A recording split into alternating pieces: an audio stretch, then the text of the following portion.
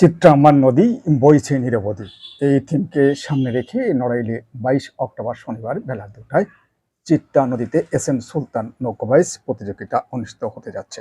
আর চিত্রা নদীতে এই নৌকাবাইজ প্রতিযোগিতার আয়োজন দর্শক ও মিডিয়া বান্ধব পরিবেশ ভাবনায় সকল প্রস্তুতি ইতিমধ্যে সম্পন্ন হয়েছে। বুধবার দুপুরে নড়াইল জেলা প্রশাসক সম্মেলন কক্ষে জেলা প্রশাসক মোহাম্মদ হাবিবুর রহমানের সভাপতিত্বে এক প্রেস ব্রিফিংয়ে এসব তথ্য প্রিন্ট ও ইলেকট্রনিক মিডিয়ার সাংবাদিকদের সামনে উল্লেখ করা হয়। এবছর আশা করি যেমন আমাদের প্রধান অতিথি এবং বিশেষ অতিথি মহোদয়, বিশেষ করে কমিশনার স্যার এবং ডিআইজি স্যারকে দুইজনকে আমি বলেছি একটার মধ্যে তাদের সাকিরাদের লাঞ্চ করাবো এবং এখানে আমাদের নেওয়ার ইচ্ছা আছে 15টার মধ্যে, তো 2টার মধ্যে আমরা ইনশাআল্লাহ শুরু করব। আসসালামু আলাইকুম, শুভ অপরাহ্ন।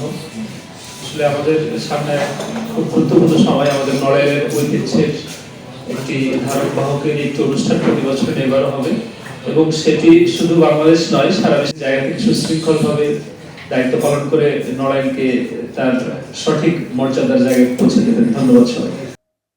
জেলা প্রশাসন ও এস এম সুলতান ফাউন্ডেশন আয়োজিত প্রেস ব্রিফিংয়ে আরও বলা হয়, এবছর দেশের বিভিন্ন জেলা থেকে 3টি টালাই ও 11টি কালাই ও 2টি নারী নৌকা প্রতিযোগিতায় অংশগ্রহণ করবে। আমার নদী বইছে নিরবধি, চিত্রা আমার নদী, এটা দিয়ে কিন্তু আমরা এই স্লোগানে এবার আমরা এগুচ্ছি। এই নৌকা বাইস, এই প্রাণের উৎসব, এটা আপনাদের চিত্রা নদী, এটা শুনলে পরে সবার এটার প্রতি একটা ভালোবাসা, একটা স্নেহ, একটা অনুভূতি জাগ্রত হয়। এখানে পোস্টিং হওয়ার আগেও অনেক আগে থেকে বা ছোটকাল থেকে চিত্রা নদীর পাড়ে সেই ফিল্ম আমরা দেখেছি।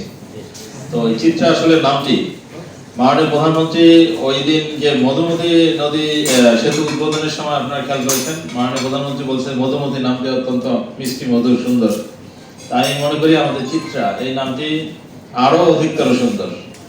আপনাদের এই নদী, আপনাদের উৎসব, আমরা সহযোগী হিসেবে আপনাদেরকে অ্যারেঞ্জটা করে দিচ্ছি। আমরা আশা করি বাদ বাকি আপনাদের দায়িত্ব বোধ থেকেই এটা আপনারা করবেন।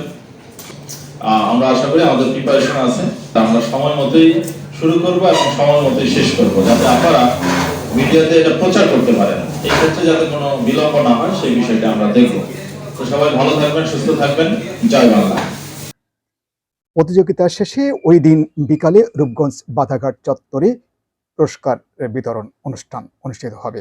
প্রেস ব্রিফিং হতে আরও জানা যায়, এই নৌকাবাইজ প্রতিযোগিতা অনুষ্ঠানের প্রধান অতিথি হিসেবে উপস্থিত থাকবেন খুলনা বিভাগীয় কমিশনার মোহাম্মদ জিল্লুর রহমান চৌধুরী এবং বিশেষ অতিথি হিসেবে উপস্থিত থাকবেন খুলনা রেঞ্জের DIG doctor Khandaker Mohiuddin BPM bar সহ নড়াইলের সম্মানিত রাজনৈতিক নেতৃবৃন্দ এবং জনপ্রতিনিধিগণ।